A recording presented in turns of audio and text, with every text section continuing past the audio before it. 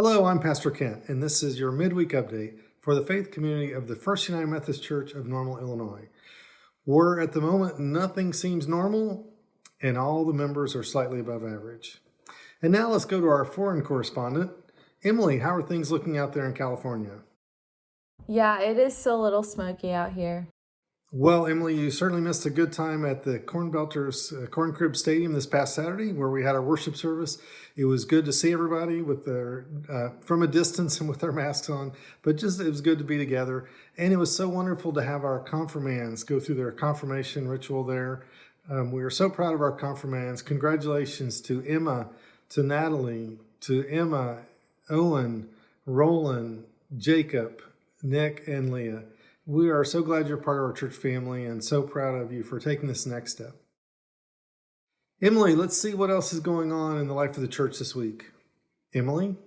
Emily, is that you? You barely recognized me, didn't you? It's Emily. Well, lots of scary things are happening this week. For example, trick or treat at the church this Saturday from 10 to 11 a.m. Bring a noisy offering to support children through the YWCA. Kids, pick up a Life app home kit for your family. And finally, see some fun and receive a treat bag this Saturday from 10 to 11 a.m. It's going to be a great time.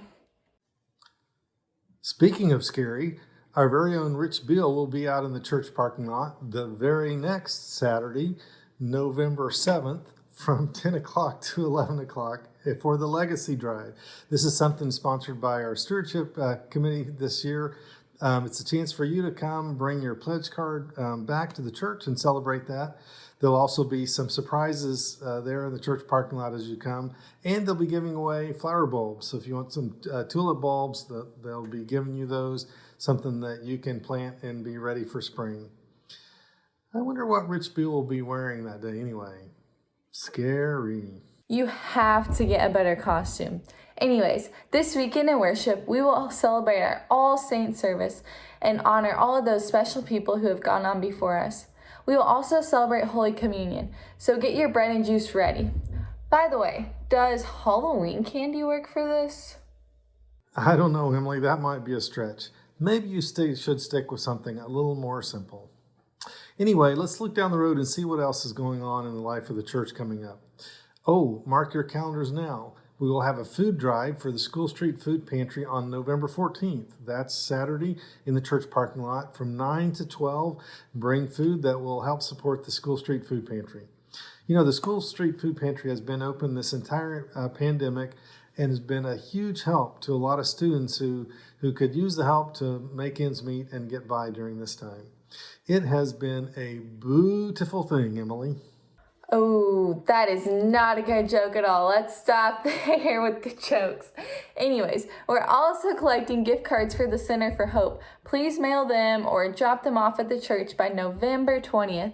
They can use gift cards from Kroger, Jewel Osco, Aldi, Meijer, Walmart, and Target. Wait, Emily, what's wrong? Emily, why are you sad? Are you sad because you're not going to get any Halloween candy this year? No, I'm sad thinking about all those poor pumpkins. They have been so brave, worked so hard this year, and many of them have been cut into jack-o'-lanterns, and now they're just going to end up in the landfill creating more carbon emissions. I've got some good news, Emily. The ISU Student Sustainability Committee is hosting a pumpkin compost this year. Bring all of your pumpkins after Halloween to the Sustainability Office. That's at 302 North Normal Street. That's next to the church, just off the School Street Drive there. You can see the sign for the Sustainability Office. You can bring your pumpkins on November 2nd or November 3rd from 10 o'clock to 2 o'clock. And there'll be students there taking those pumpkins and getting them ready for compost. And your old pumpkin will go on to have another life. So don't be sad, Emily. That is great news. So in this week of elections and scary things that go bump in the night, remember that God is with you. Don't forget this week to love God and to love your neighbor. And don't forget to make someone smile. We love you. Have a great week. Goodbye.